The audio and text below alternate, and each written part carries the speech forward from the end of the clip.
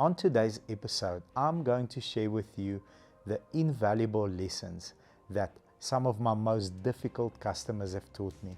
Hopefully, you can also learn something from them.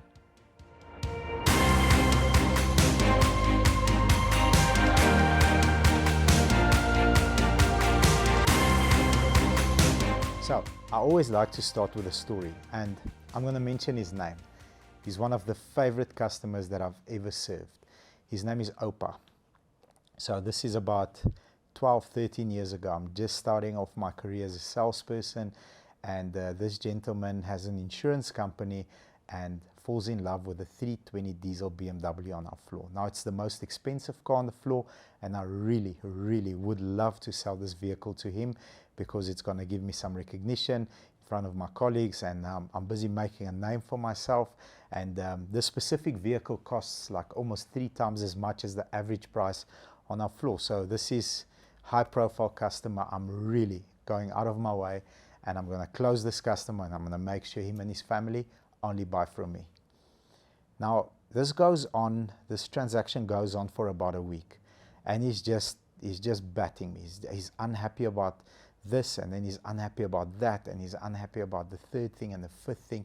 But you know, I go and I say to myself, this is something that will happen. I will do whatever he needs me to do. I'll jump through as many hoops as necessary, but I will serve this customer. Eventually, about a week later, end up doing the delivery at his beautiful home by the lake. It's on the water. He's very wealthy, and he says, "Bobby, would you like to come in?" I said, "Sir, it will be an honor and a pleasure to have a cold drink with you." So while we're doing the paperwork, eventually I feel very comfortable, and he makes me feel very comfortable. He's a professional man. He's probably 35, 40 years my senior. And I say to him, "Sir, is it okay if I ask you a question?" He says, "Shoot, no problem." I say to him, "Why were you so difficult with me? You were very fussy. Like the car's engine is not as clean as it should be, and the tires aren't the right." I mean, he gave me just a whole lot of difficult objections. And he laughed. He says, "Young man, I need you to listen to me." And I'll never forget these words. He said to me, "How many cars have you delivered this month?" And at that stage, I was like on 17 or 18 cars for the month. He says, "What have you learned from the customers that you have delivered to up to now?" I said, "Well," and I'm still young, so there's a bit of an ego. I said, "Well, they weren't as difficult as you are. I mean, they were easy customers. I just showed them the car, fulfilled their needs, they paid me, they're happy, and they're gone." He said, "Exactly. What have I taught you?" So I went back and I thought, wow, don't ever take a vehicle to someone when the engine is not properly cleaned, when this is not done, when that is not done. I'm like, "You've taught me a lot." He said, "Exactly.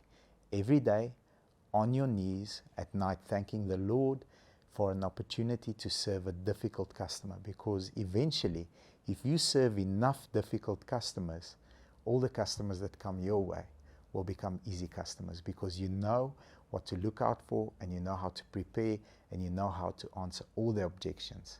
So today, I want to share with you the 6 most valuable lessons that Mr. Oupa has taught me. Number 1, you need to take time to understand that you are fulfilling customers' needs. It's not a pure sale.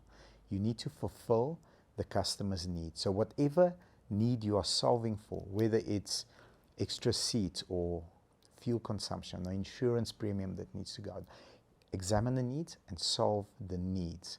Number 2, you need to start thinking about being a business person rather than a salesperson. You need to think of it as, is this customer buying from me going to be a customer, or is this customer going to grow my business?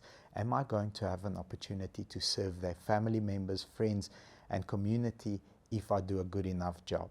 Number 3, not every failed sale is a loss. Sometimes things just don't work out, and the consumer buys from someone else. If you keep your relationship nice and tight with that person, you'll have a second chance, maybe in 12, 18 months. And if you treat your sales as a business, you will get to have the opportunity to maybe sell them on something else further along in time.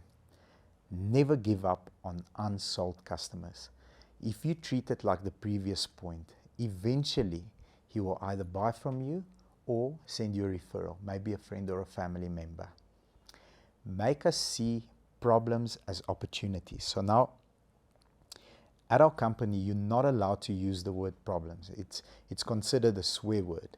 Every time something happens and there's a situation, someone runs to me and says, I've got an opportunity.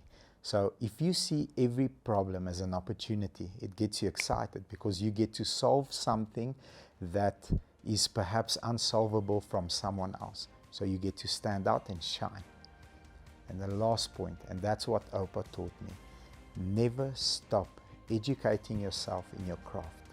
Read as many business and sales books as you can. Listen to great salespeople. If you have an opportunity to go and see someone live speaking, someone that's an expert in that specific field, even just examining and taking in body language, tonality, the way their posture is, never ever stop perfecting your craft as a salesperson. I hope this advice helps you. I hope that some of the lessons that I've learned over the past years can fast track your learning on how to be a better salesperson and a sales leader. And if it does, thank you very much. Share it with some other salespeople or someone that perhaps needs this advice and this help. And thank you for joining me. Take care. Bye-bye.